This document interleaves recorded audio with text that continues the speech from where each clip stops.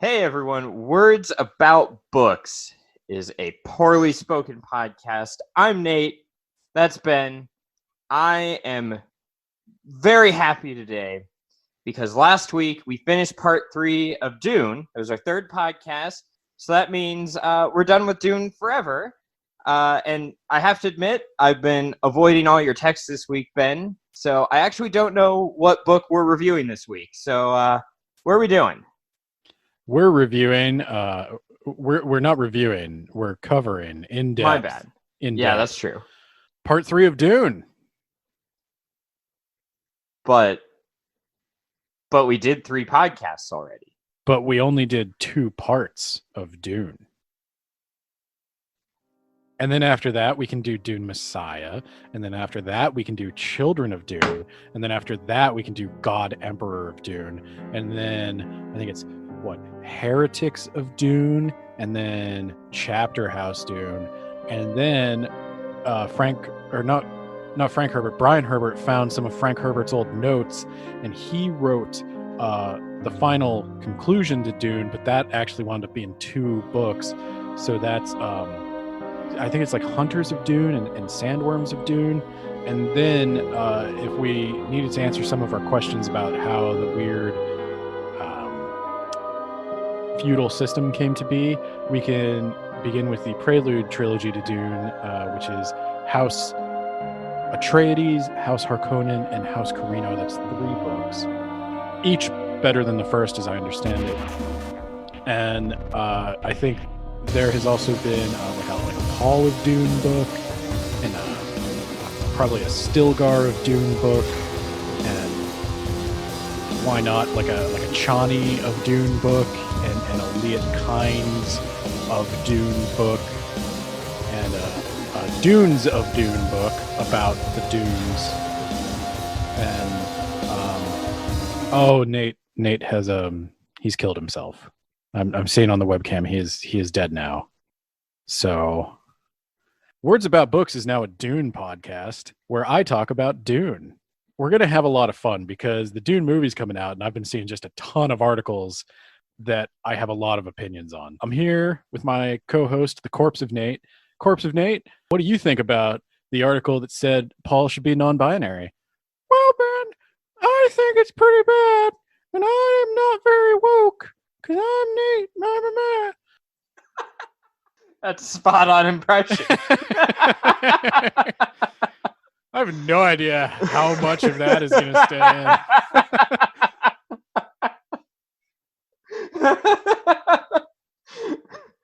All right. So, Words About Dune. We're covering part 3 of the first book.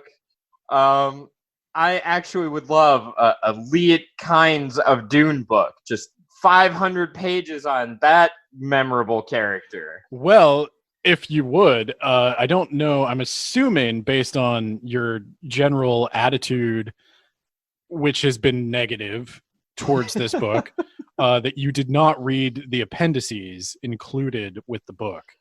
No, I got to the appendices and went, nope, fuck this, I'm done. Because that's where they really dive into the Liet Kynes of it all. I'm not joking. Yeah, that's. Oh my god. That's like the conceit, or like the framing device is it's like Liet Kynes notes about like the ecology of Dune and all that stuff, and all this stuff he couldn't weave into the narrative. All right, so last time, part 2, we condensed 250 pages to like a couple of minutes on our podcast. Jessica gave birth to a space crack baby, and Paul became the Muad'Dib and had a spice orgy. And also Fade Rotha was there. He wasn't. Fade Rotha. Actually, that's kind of a legitimate criticism of the book. Fade is never there. He killed a drugged up slave. Oh, that's right. He does in that chapter. Yeah, that very important chapter that really impacted his character. He has a pretty strong arc. Well, I know you were waiting to see where that all went. So part 3 does a little bit of a time skip. And of course, the first perspective we really need to examine is Fade Routha and the Baron. And we start off with an interesting chapter. We find out that the Baron is just he's furious. Nate, I would like you to real quickly tell me in the Baron's voice what's going on here. In the Baron's voice. I don't know if I could get the jowls. You're doing great. I love it. You tried to kill me with a young hot boy. Whatever do you mean, Uncle? Do you like boys? I had no idea. Yeah. I think we're losing it towards the end. This one's gonna go off the rails quick. Why didn't you just try to kill me yourself? Because I don't want to touch you. It is true. I don't bathe very often. So yes, we're kind of not joking that Fade. The part 3 opens up with a failed assassination attempt by Fade on the Baron. The young boy.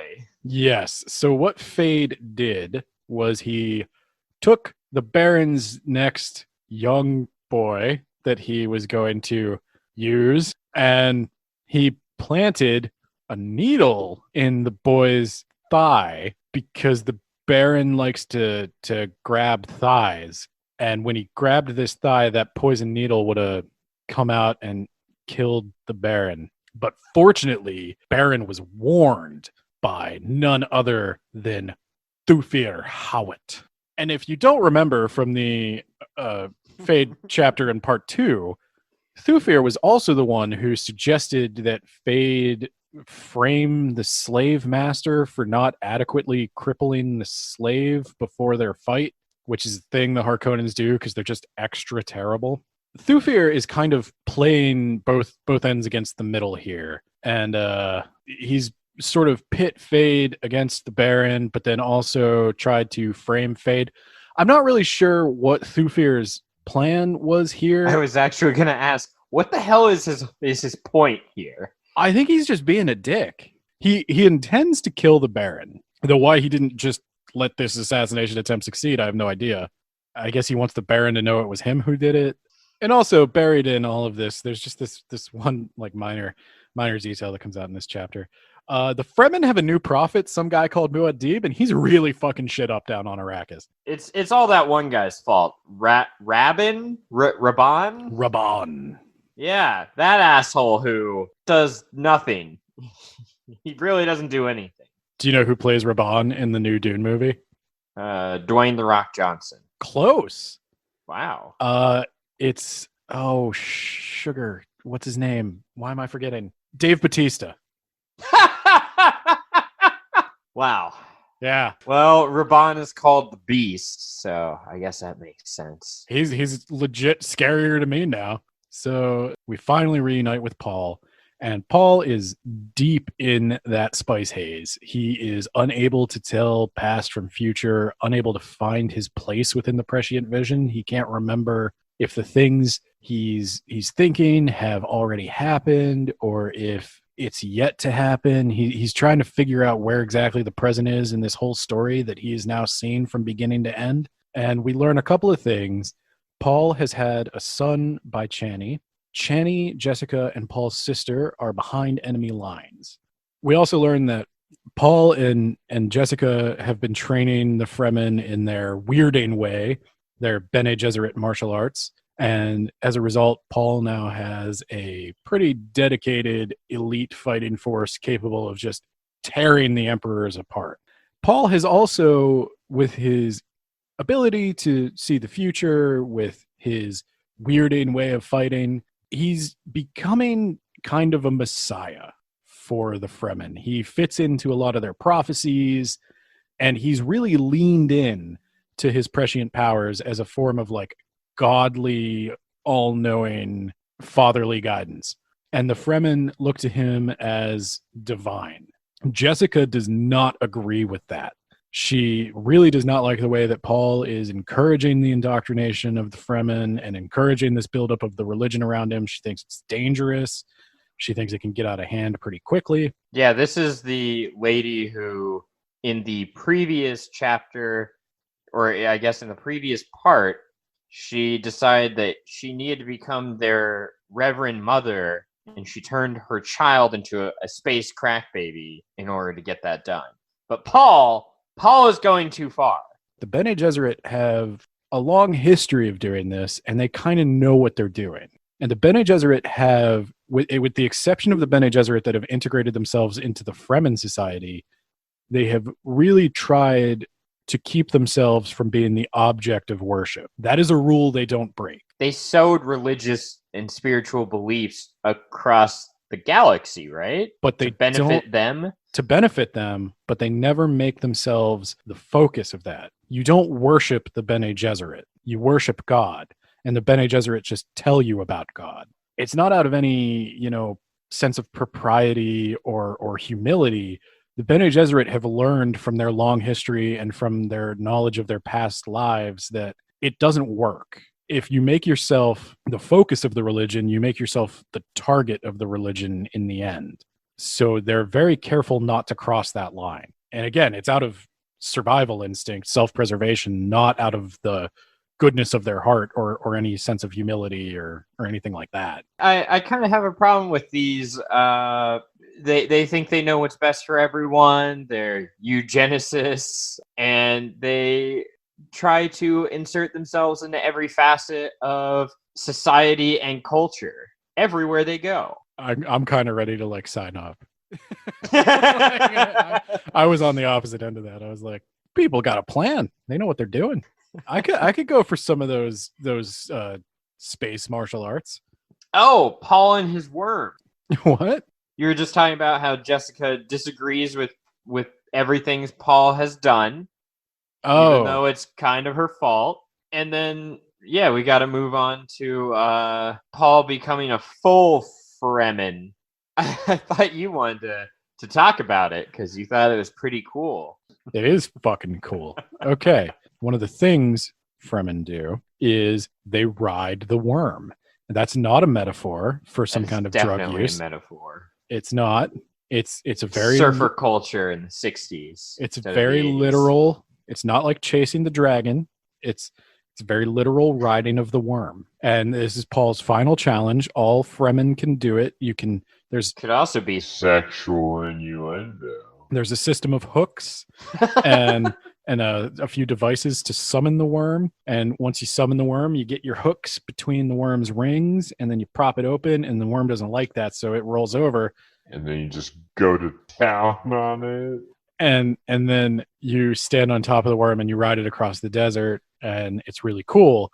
And it's really cool. And shut up. But if you don't have the proper protective gear, the worm will get pregnant with your offspring. You are just Philistine. But regardless, this is the final rite. All Fremen have to do it. This is the one thing Paul has never done. And this is actually how the Fremen transport themselves so quickly across the desert. They ride these gigantic, fast-moving worms. So up until this point, Paul has been kind of reliant on other people to get around, which is not something a Fremen can do. They have to be totally self-sufficient. He's been bumming rides. Paul needs to undergo the ancient rite of worm breaking, taming, I don't know. And obviously he does. I'm just kind of going to skip over it.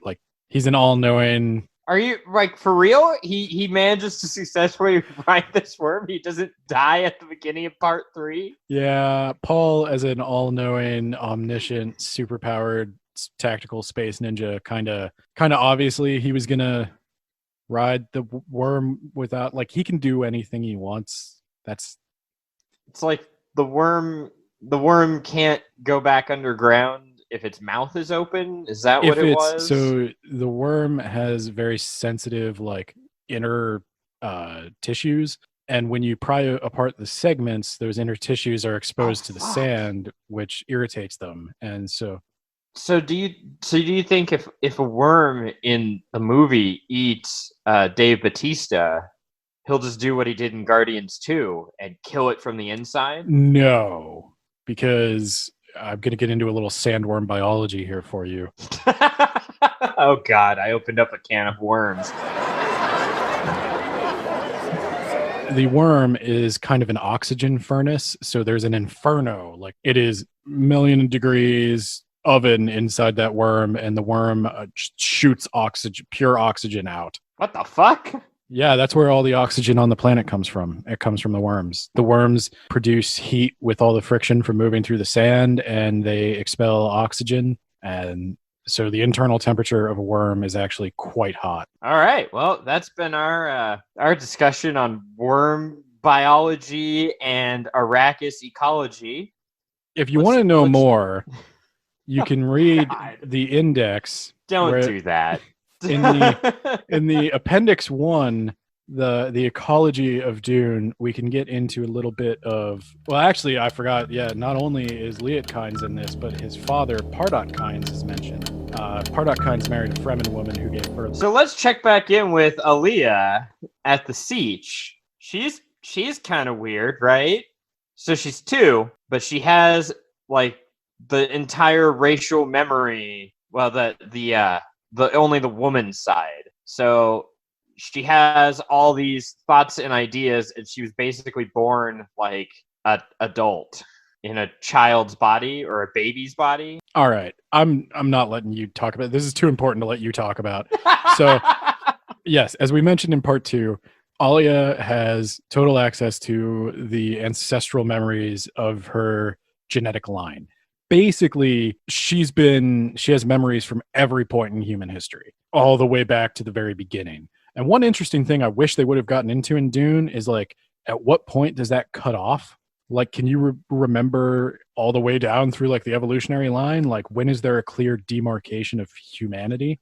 Yeah, she remembers being single-celled organisms. I don't know. I mean, you should at least be able to remember back to when things had memories. Are you trying to say that single-cell organisms don't have memory? Ben? No, Nate, I don't have enough spice yet. Yet? Anyway, I would like you to talk about the Gurney Mobile. The Gurney Mobile? Which is what you wrote in our show notes. To the Gurney Mobile. So Paul, I guess he and the Fremen attack like the smugglers' spice processing plant, and he kills a bunch of dudes, and then he recognizes Gurney, and he tells Gurney to stand down and, like, you know, hey, sorry, I killed a bunch of those smugglers. Like, that was my bad, but you should rejoin us. We're gonna go murder some Harkonnens. And so they do. The end. Yeah, so Gurney's back on the team. It was very important to get Gurney back on the team. Who else was going to sing fucking garbage songs? I can't defend the songs. I have no idea why he did that. I don't know if Frank Herbert, like, secretly wanted to be a songwriter. They don't rhyme. They don't rhyme. I have no music to know what the, like, rhythm or meter or anything is. They're just free verse poetry. You don't need the rhythm, Ben, if you have the song in your heart. He heard Gurney take up a tune behind him and paused a moment outside the room to listen to the muted music. Orchards and vineyards and full-breasted houris, and a cup overflowing before me. Why do I babble of battles and mountains reduced to dust? Why do I feel these tears? Heavens stand open and scatter their riches. My hand need but gather their wealth. Why do I think of an ambush and poison in molten cup? Why do I feel my years? Love's arms beckon with their naked delights, and Eden's promise of ecstasies. Why do I remember the scars, dream of old transgressions? Scars. No, scars. Oh, well, then this translation over here is wrong. Okay, so after that chapter happens, I wrote down a quote from the Lady Jessica, who we all know that I'm not a fan of. It says, Paul, she said, there are other awakenings in this universe. I suddenly see how I've used you and twisted you and manipulated you to set you on a course of my choosing. of course, I had to choose, if that's any excuse, because of my own training. So basically, she's saying, I fucked up. I'm a bad person and a shit mom, but like, it's my training's fault that I had to go down that path. So, like, I'm sorry, I guess. I fucking hate Jessica. At some point, Gurney threatens to kill Jessica, but then unfortunately he does not. Oh, that's right, because I forgot Jessica. They thought Jessica was the traitor. Yeah, because they're bad at figuring shit out. Yeah. Oh, Jesus Christ. I forgot all about the traitors. It's a thread through the entire book. Who's the traitor? Who could it have been? I think Thufir believes that she's the traitor until like the very end. Like, he doesn't like the Bene Gesserit at all. Yeah, because they poison their children and blame their training.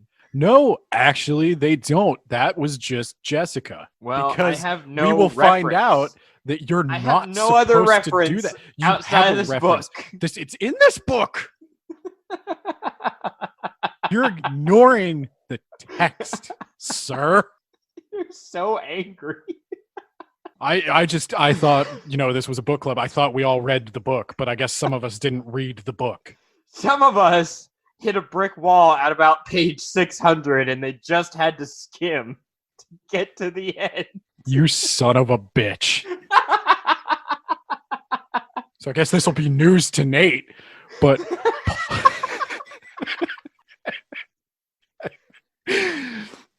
oh my God. These long ones. By the end, you're just like, oh, it breaks you. Oh, Okay. God. So Paul decides he needs to take the final step. He's up until this point, he's been kind of resisting the spice, resisting what it does to him. The spice amplifies his psychic powers. I shouldn't say psychic. I should say his prescient powers. See, I knew that. Paul decides that he's got to accept it. He's got to embrace it. He's got to become the Kwisatz Haderach. He's got to do something that only the Kwisatz Haderach can do. Something that only a Reverend Mother has ever done up until this point. A ton of drugs. A ton of drugs. He needs to endure the spice agony. He needs to drink of the sacred I water. was reading that as spicy agony, which I thought was significantly funnier. So Paul... You go to Taco Bell, and they're like, do you want hot sauce or inferno sauce or spicy agonies? So as we mentioned before, Paul takes a baby sandworm and drowns it. He takes just a drop, because even a drop could be deadly before it's converted by a Reverend Mother. So he takes a drop of it, and he's pretty sure he can handle this. He knows exactly how to do it. And, if his mom can do it, he can do it. And that drop hits his tongue, and he promptly falls into a weeks-long coma. Jessica is the only one who can even detect that he's alive. He's barely breathing. He's not consuming any food or water or anything like that. And they've been lying to all of his fanatical troops that he was poisoned by something. But he's okay. He just needs some time. And Jessica also plants the idea in his followers' head that perhaps he's summoning his holy powers for the final battle. He's in a trance. He's fine. Everything's fine. Yeah, both of those things. He was poisoned, but he's using that to his advantage. Stop asking. Ergo.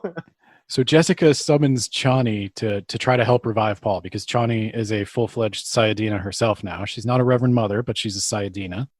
It's good. You need to have a second place. You're like a silver medal. And she figures out pretty quickly what Paul did. And she tells Jessica that she needs to quickly convert some of this into the extract that they use in their spice orgies, and they'll give Paul a small dose of that, and hopefully that'll wake him up. But at the very last second, Paul wakes up and he's like, no need for that. I'm fine. What an idiot. You could have gotten a spice orgy. You won't believe the things I've seen, the places I've been, and only the few minutes that I've been. And then he looks around and he's like, wait, how did Chani get here? She was like on the other side of the planet. And why am I so like tired?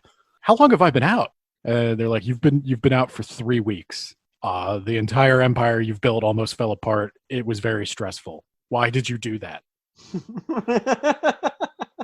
That is actually what they say. They're like, what? Like, why? What were you thinking, you idiot? He was able to convert it. It was very hard for him, but he has done what no man has ever done. He has survived the spice agony, and he has awakened to his full Kwisatz Haderach powers. He now has access to his ancestral memory. His prescience is on another level, and he has been in many places at once. He has. But Jessica did a whole jug, so like he's got to do the rest of the jug. Is it like a frat party? Yeah, you got to drink it. Oh, there's still some left, Paul. Paul grabs his mom by the wrist and orders her to show him that place that only that the Reverend Mothers fear to go. And they kind of mind meld for a little bit, the way that Jessica and the previous Reverend Mother of the Fremen did, and they share their consciousness. And she was like, Paul, you didn't tell me you were pregnant. What were you thinking? But Jessica notes that it's nowhere near as like loving and caring and intimate as the previous exchanges she's had. Paul is like forceful and harsh. That's you want to try describing that again, or are we just gonna go with that? I'm doing better than the book right now. Okay, that's fair. It is what it is. She shows him the place where women cannot go, and he goes there.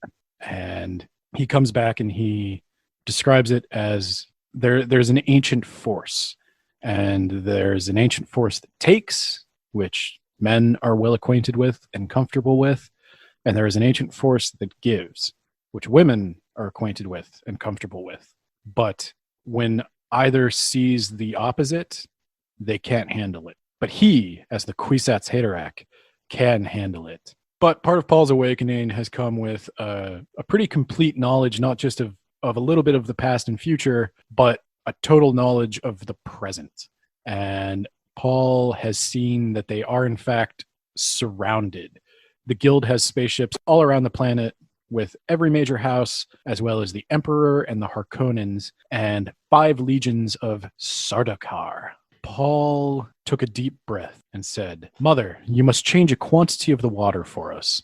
We need a catalyst. Chani, have a scout force sent out to find a pre-spice mass. If we plant a quantity of the water of life above a pre-spice mass, do you know what will happen? Jessica weighed his words, suddenly saw through to the meaning. Paul, she gasped. The water of death, he said. It'd be a chain reaction. He pointed to the floor, spreading death among the little makers, killing a vector of the life cycle that includes the spice and the makers. Arrakis will become true desolation without spice or maker. Chani put a hand to her mouth, shocked to numb silence by the blasphemy pouring from Paul's lips. He who can destroy a thing has the real control of it, Paul said, and we can destroy the spice. Why did no one ever think of that before? I don't think anyone ever actually understood how the spice worked until Liet Kynes. I think the Fremen had an idea, but as far as like catalysts and the breaking the If whole... it helps, I didn't know how it worked until that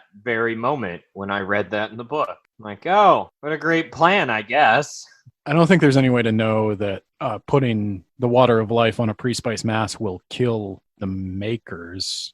I don't fully understand what the water of life is, but I guess it's because it's, synthesized within the body of a Bene Gesserit. We have really no way of knowing what the hell's happening. Wait, isn't the water of life also like the orgy juice? Yeah. It's called the water of life. Does it create life because of the orgy? It's also a celebration of life. Okay. So Paul knows that if he finds this pre-spice mass, if he has a quantity of the water, that the guild navigators also practice spice addiction and prescience, and that they will see what his plans are. They will see that he's holding the spice hostage, and that will keep their fleets in space and keep them from doing anything drastic. Now, Paul only has to deal with the Emperor, his Sardaukar, and the Harkonnens, who insist on landing and have the authority to do so. The Emperor, having now landed in Arrakeen, is protected by the massive shield wall. And in preparation for the final battle, The Sardaukar are kicking civilians out of the city, hoping to flood the Fremen with refugees. But Fremen aren't really like a refugee kind of civilization. So they pretty much just give those people guns and send them right back where they came from. So Nate, how much attention did you pay to the end of the book? I started paying more attention around this time.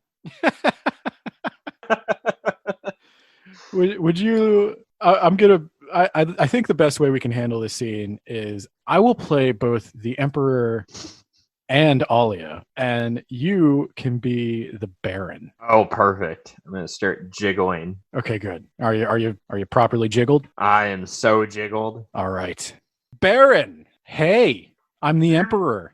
Yes, Your Majesty. You kind of fucked up here, Baron. It was Rabin, Your Majesty. I mean, didn't you send Raban?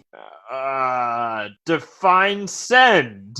You know, I'm beginning to suspect, Baron, that maybe you're trying to fuck me. Oh, I mean, you're much too old for me. Well, I don't even want to ask about that. But Baron, have you ever maybe taken a look at the southern polar region of this planet? The what? There's nothing there at all. I've been assured.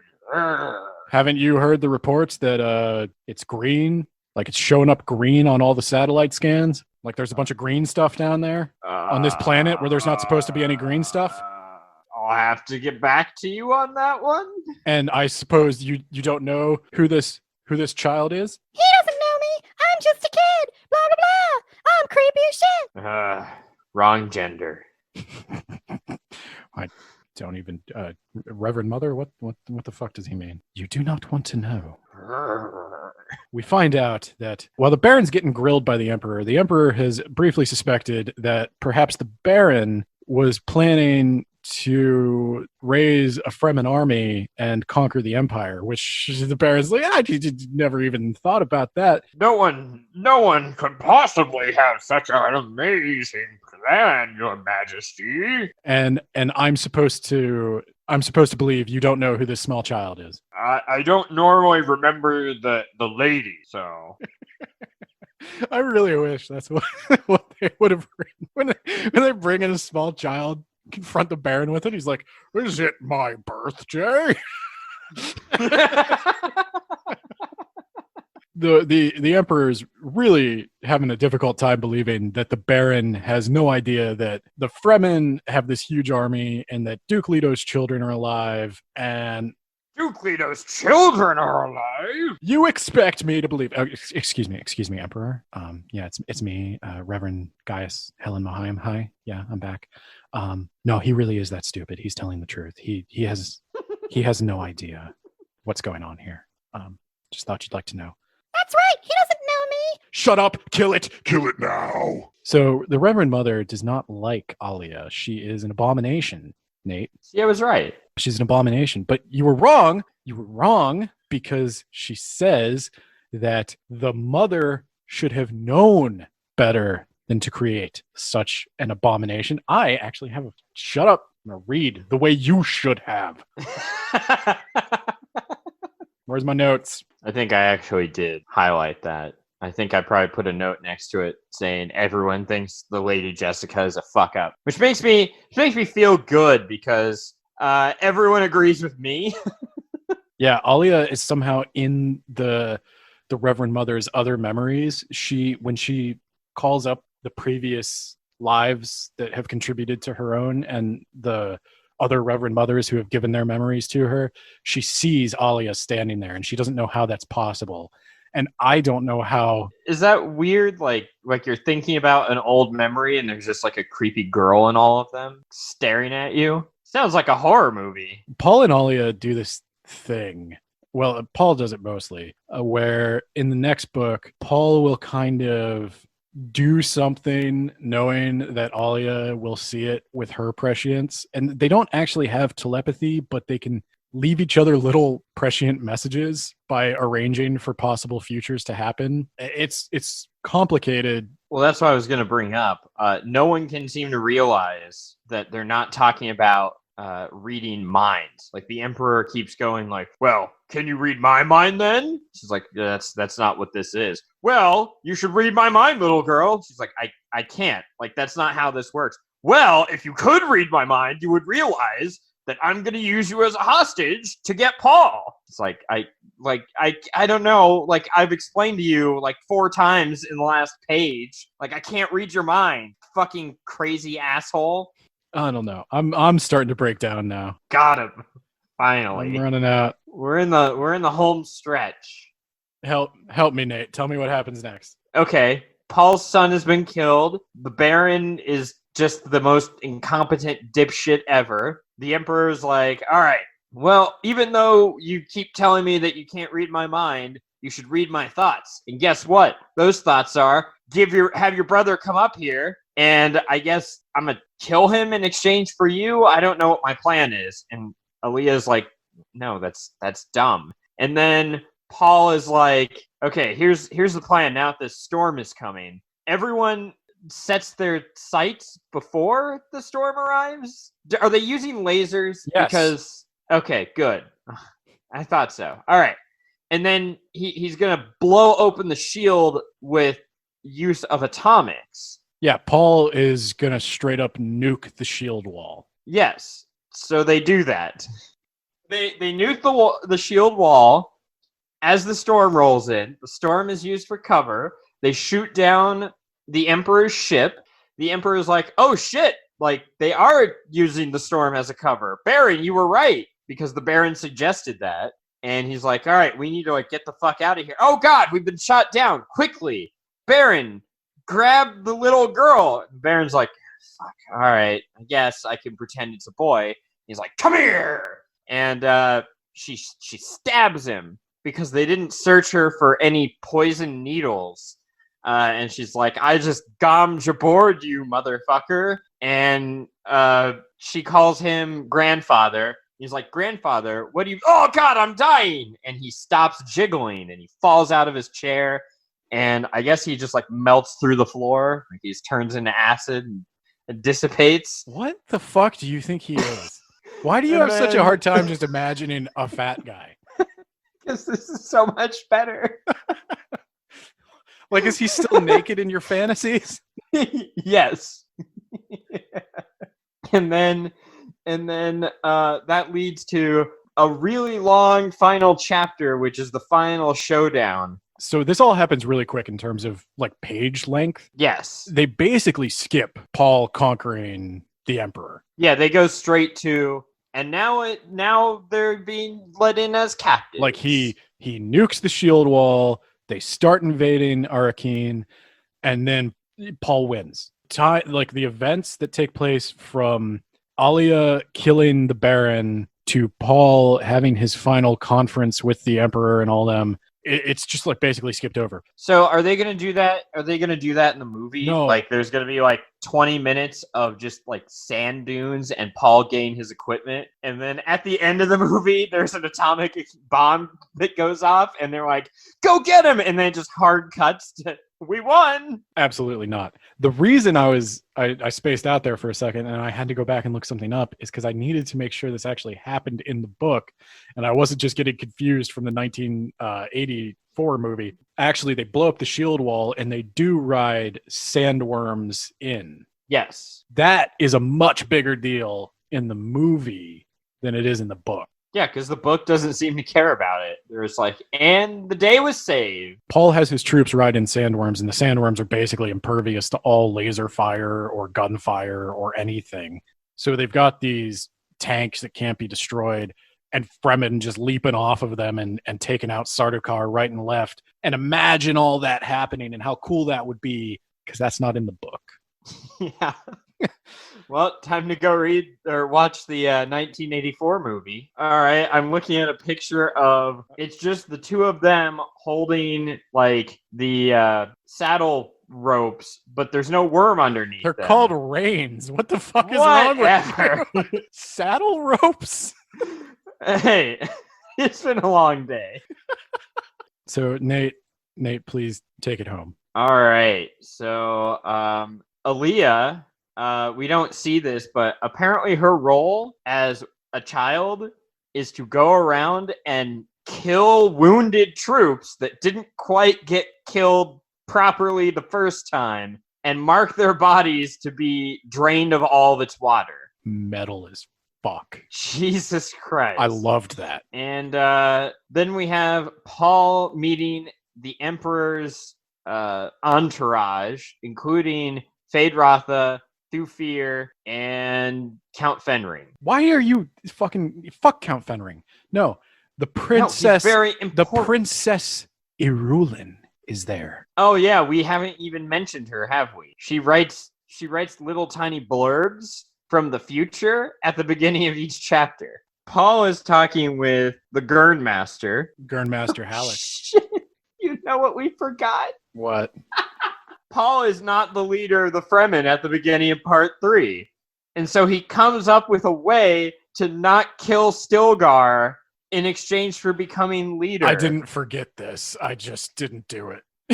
Okay, cool. All right. If you don't think it's important because you've read all the books, I don't give a shit. So back to the final chapter. Gurnmaster 9000, he's like, hey, Gurney, you're going to get to be important in this book. You're going to get to stab a Harkonnen right in the face. And, they're talking about how the Emperor's probably going to try and kill Paul via treachery, which would go very poorly for the Emperor because he would then be, murdered by a bunch of fanatical, crazy Fremen. But whatever. Paul is like, are there any Harkonnens in your group? Knowing, he sees Phaedratha. Phade challenges Paul to a duel to the death. And Gurney's like, dude, bro, come on. You took the one thing that I had going for me. I could have killed this guy. Well, no, Gurney's like, I shall kill this Harkonnen for you. And Paul's like, Gurney, I must do this. I must do this myself. It is the long-awaited duel of destiny. Phade and I have been fated to meet. Who are you again? Yeah. It's like, Frank?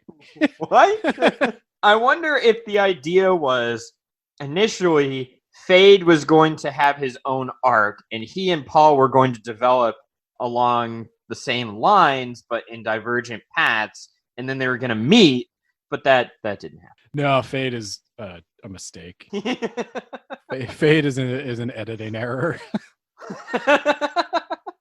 So Phade is like, come on, it's a sci-fi book, bro. Well, no, they're like, we are a feudal society of honor and tradition. Are you? And tradition dictates that I may challenge you to single combat. And the Emperor is like, Phade may use my knife if he wishes. Well, I thought the whole point was like, all right, we need a dramatic final showdown because we skipped the fight. No, it's tradition and honor. Okay, fine. So Phade he fights Paul, and Phade has a needle embedded in his thigh. His hip. He's got a hip needle. My bad. So Phade's wearing a belt that has needles in it so that he can he can hip thrust you. I don't think Frank Herbert has been in a lot of duels. Or understands human biology. It was... Maybe Frank Herbert was once accosted in a dark alleyway and he escaped by hip thrusting the guy in the genital. That's more plausible than I think it should be. Phade's plan is to cheat, of course. And he's got these poison needles in his hips and he's going to belly dance his way into Paul. I wish you could see me gyrating towards my mic right now. He's got his knife in his hand and he's like, "Ooh, yeah, you see my hip? Yeah, that's your death. That's going into you." Oh, yeah, this is going into you. You tasty little snack. Ooh, yeah. So they have a duel, and Paul wins. Is there anything you actually want to say about the duel? He gets Paul on the ground, and he's like, I'm trying to twist my hip into your face. The struggle is to get his hip away from his face. It's a really I could almost guarantee you that is not how that's going to go in the movie. Phade is cheating, and I think Paul also cheats. He has acid or something. Yeah, he's just got a bunch of tricks and stuff and all that. Yeah, he's not trained. He's like, oh shit. Now here's the problem with Phade. Okay, Paul has not been pre-drugged beforehand. So Fade was not going to win that fight. Oh, and I should mention also, Thufir is there, and the Emperor is expecting Thufir to betray Paul for some reason, and he doesn't. And then he dies from the poison earlier. I think his final breath is Jessica was the traitor. And then the Emperor's like, oh shit, Count Fenring, go get him! And then Paul's like, oh shit, when I look at this guy, I can't see the future. This guy might actually kill me. Oh my god. And Count Fenring is like, nah, brah, I'm not gonna do it. And the Emperor's like, wait, what the fuck? Like, for real? Like, dude, I'm gonna lose everything if you don't kill this guy. And he's like, no, I'm good. I'm good. And so the Emperor's like, all right, what are your terms? And Paul's like, you're gonna go to Seleucus Secundus. Seleucus Secundus. Whatever. You're going to Prison Planet Central, but you're going to jail. but we'll make it like he was gonna like make it a paradise or some shit. Is that okay? We're gonna send you to jail, but we're gonna make that jail a paradise. You're gonna step down, and I'm gonna marry your daughter. That so one he over wants there. He wants to take away his pipeline to the Sardaukar. Yes, he doesn't want that planet to be harsh. And then the Emperor's like, but you forget, I have the guild, right? And the guild's like, no, we can see the future. This guy's fucking crazy. He's gonna destroy all the spice. We give up. And Paul's like, all right, guess I'm now the ruler of the known universe. And then Jessica decides to cap things off with one more stupid remark, because Paul is like, hey, Chani, like, we're gonna have a lot more kids. One of them's gonna be named after that first one, who we're gonna pretend doesn't exist. Before that whole conversation, before we dive into that, first, I, the Lady Jessica, would like to ask you, Paul, a favor. Okay. Can I have Kaladin? What the? Like the whole planet? The can I have fuck? that? Yeah, I want it. I want Kaladin. And then I'm also like, how would you feel if Gurney was your dad? What? Like, What we've been seeing each other for what a little the while. fuck? Like, it's just like we didn't know when to tell you. You were so busy, but He I've tried been to thinking- kill you. He thought you were the traitor. And when I saw that look in his eyes, Paul, I mean, you've been in my head, like, oh my God. Like, I'm gonna go throw up now. he was so powerful, and I am into that. I mean, I'm into that because you have my genetic memory. So, you've seen what I did, what I would do to him, and I just think Kaladin is the only. Paul does see his parents fucking in his ancestral memory? I guarantee he can. yes. God. He could see it from both points of view. He could experience it from both. Fuck. Gross. Obviously, he can do that. I love Dune. This is my favorite sci-fi book. Yeah, so she's like, yeah, I want Kaladin. And then Chani is like, well, you're going to go marry her now, I guess. And Paul's like, yeah, I don't give a shit about Princess Aurelian. Like, she's just a means to an end. She's like not even a person in my view. You are going to we're going to have so many children together and like fuck her. And then the Lady Jessica is like, ha! History is going to remember us as wives or some shit. And I'm like, oh God, like you're still on that? Like you're going to be remembered as Duke Leto's wife? Like go fuck yourself, lady. Does she die in a later book? Like horribly? No, she of old age eventually. I would read the book where she gets like mutilated and killed. Look, all Jessica wanted to do was chill out on Kaladin with her family. She didn't ask for this. She didn't want this. And she did it anyway. She did what she had to do. She made some bad decisions in the heat of the moment, but who hasn't? She made a lot of bad decisions. But see, the difference between my bad decisions and her bad decisions is that You're a man. well, yeah, that too. But my bad decisions haven't resulted in crack babies and genocide. Okay, well, to be fair, Let's not. you're be never fair. going to have a crack baby, Nate. I mean, I could. No, you couldn't. And second, you've got a lot of decisions left to make, so Maybe not say none of them lead to genocide, okay? Okay, so how old is Jess? I don't know. Is that not in your... That's the one thing about Dune I don't know, actually. Also her last name? Jess Harkonnen. But she's illegitimate. Maybe it's like Game of Thrones where they take the like character, like she's just, if they're from Getty Prime, maybe she's Jessica Prime.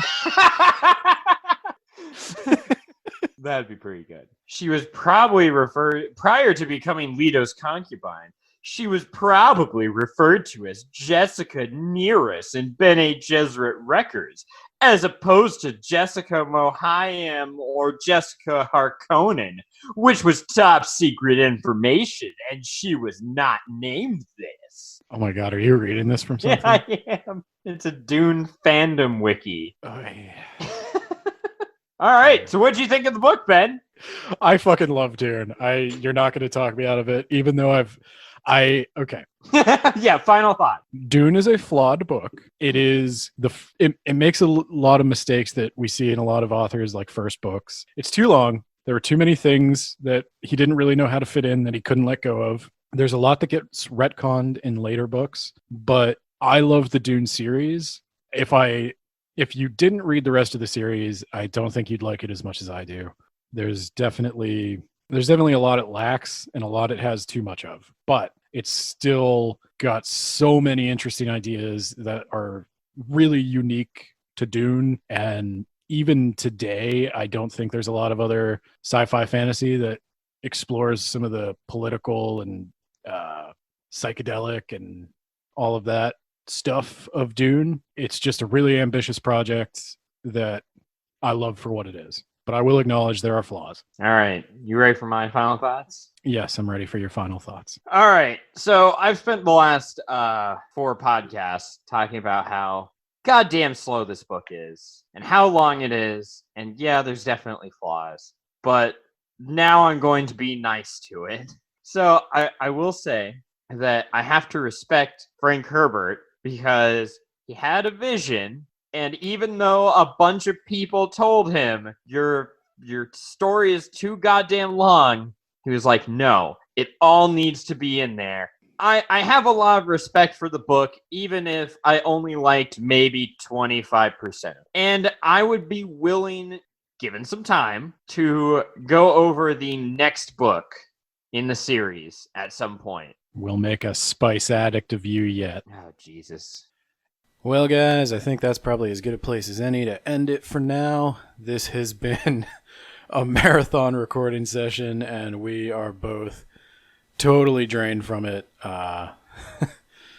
Please join us next time when we will be talking about The Murder of Roger Ackroyd by Agatha Christie. That should be coming up in 2 weeks. And after that, we will be reading Sorcery by Terry Pratchett, if you want to get a little bit ahead on things. Please don't forget to follow us on Twitter at WABpod. You can join our Goodreads group. Just go to Goodreads, search through the groups, and look for Words About Books podcast. You'll probably find us pretty easily. And you can check out our writing at poorlywritten.ninja. You can check out our blog where we do additional show notes and commentaries for each podcast, as well as some like little things that don't really fit anywhere that we just feel like posting. And that is at blog.wordsaboutbooks.ninja. Thank you all so much for sticking it out with us. Anybody who made it through part 4 of this series, I love you to death. I appreciate you so much.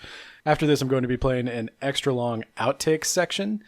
So if you're not interested in that, go ahead and turn off the podcast now. If you are, I hope you enjoy it. I think there's pretty funny bits in there. And again, just thank you all so much. Couldn't do this without you. Access to the mail line in Dune Messiah. Yeah, but your theory was that Frank Herbert forgot.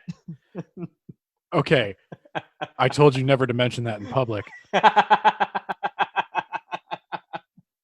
No, it translates to shortening of the way. Were you not paying attention? No. Well, then perhaps you should check out the terminology of the Imperium after Appendix 4, the Almanac al-Ashraf. and then it plays the Batman theme song. No, Paul, I guess he infiltrates one of those like smugglers' spice. Are you just factories? smashing your face off your microphone? No, I had to adjust it. Oh, okay. Did it sound horrible? I heard ding, ding. All right, this one actually rhymes. We toil all day, the Harkonnen way. Hour after hour, we long for a shower. Could you give it to me as kind of a rap?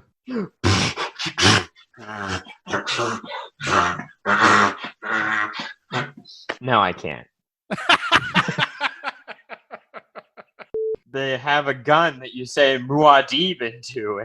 hang on, I am literally sweating with rage.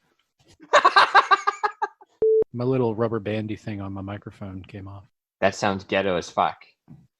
No, do you not have a shock mount? I don't know what the fuck that is. I'm going to say no. Jesus Christ. Hey, I got the mic you told me to get. That's on you.